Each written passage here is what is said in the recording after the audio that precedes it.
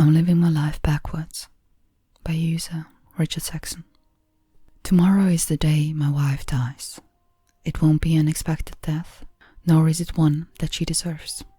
What will happen is a simple random act with no meaning beyond fate's command. We'll be out walking, holding hands as we're heading home from a long day at work. Once we get to a crosswalk, her phone will ring. It's her mother, calling to tell us that her cancer has returned once more.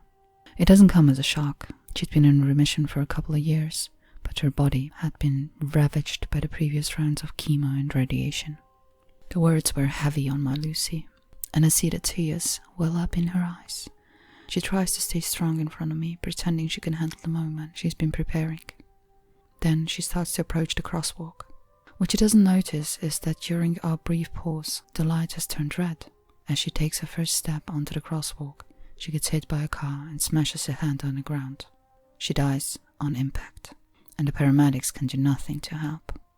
In less than a second, everything she ever was will be taken away from me, and I have to watch it happen. I'm so sorry, Lucy.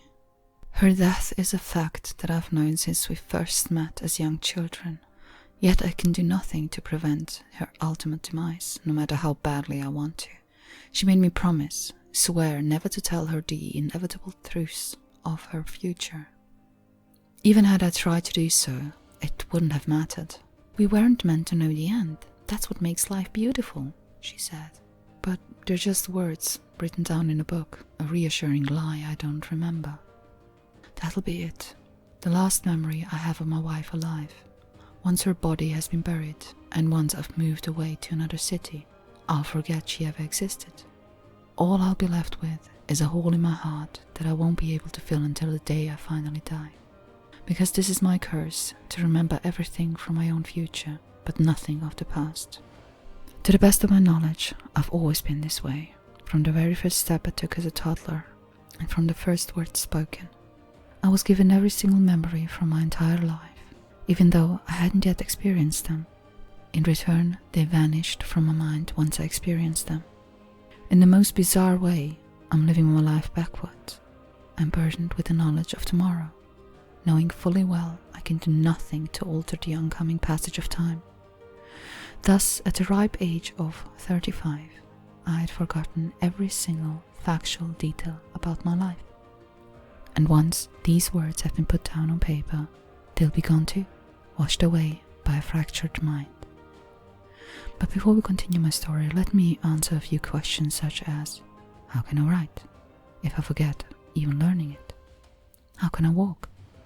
How can I have relationships with other people if their details elude me day by day? To the first two, I'll answer this. Do you remember your first steps? The act of learning how to stand on 2 feet? Or is it simply something you know how to do? A skill ingrained into your very being? Do you even need to think before speaking, or do words just flow out with only its context processed? Love, on the other hand, is an emotion that transcends memory. It's so deeply buried in our hearts that there have been cases of total amnesia, ridding the person of everything, save the love they hold within. Memory and skill don't necessarily go together. Some abilities are ingrained in our muscles and our subconscious mind. That's why I still miss my mother, even though I remember nothing about her. And it is why I still love my wife, on her last night of life. My curse is more like reverse amnesia, and the story I have to tell are simply words read from a notebook. Each day I awake to read events from a time I cannot remember. The handwriting doesn't even belong to myself, but to 2 distinct people. The first set of stories spanning from my childhood to my mid-20s were written by my mother. She was a brilliant person, quick to action and smart as all hell. She noticed something off about me at a very young age, once I started predicting things that hadn't yet come to pass. The first incident occurred when I was 5 years old. It was such an innocent, dumb complaint. I didn't want to go outside because of the storm. I was afraid the lightning would hit us during the picnic we'd planned. My mother was naturally confused, as the trip had been scheduled for the next day, and the weather report had confidently stated that the day would be filled with nothing but sunshine. Then, as the next morning arrived, my mother was shocked to see that my prediction had come true. Baffled, but still skeptic, she wrote it down in her own diary, as little more than an oddity. Just a year later, my mother found me crying in my room. I was distraught because our cat had died. She sat down and started to comfort me. Sure, our pet was of advancing age, but he still remained healthy, as curious as ever. In the middle of my frantic cries, the cat just walked in, checking what the commotion was about. A month later, he passed peacefully in his sleep. A good old cat who lived a great life. As I grew older, I quickly learned to separate past from future. My mother had already put two and two together, and she knew my life would be a complicated one full of challenges. Because of that fact, I had difficulty making friends. Back then, my wife, Lucy, lived next door, and even she figured out something was weird about me. To her young mind, it seemed more of a superpower than a curse, and she eagerly promised to help keep my secret. Whether my ability was a gift or a curse, my mother never loved me any less. Instead, she took it upon herself to write down whatever moments we shared. That way my life, though not remembered, would never be forgotten.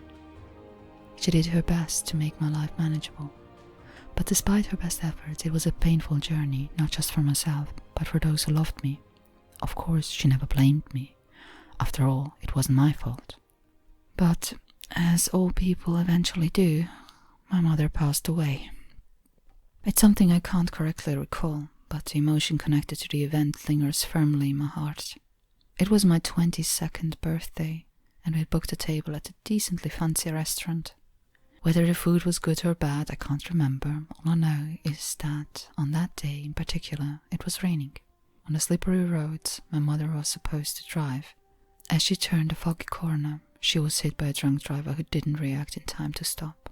She died then, on my birthday, and I couldn't accept it.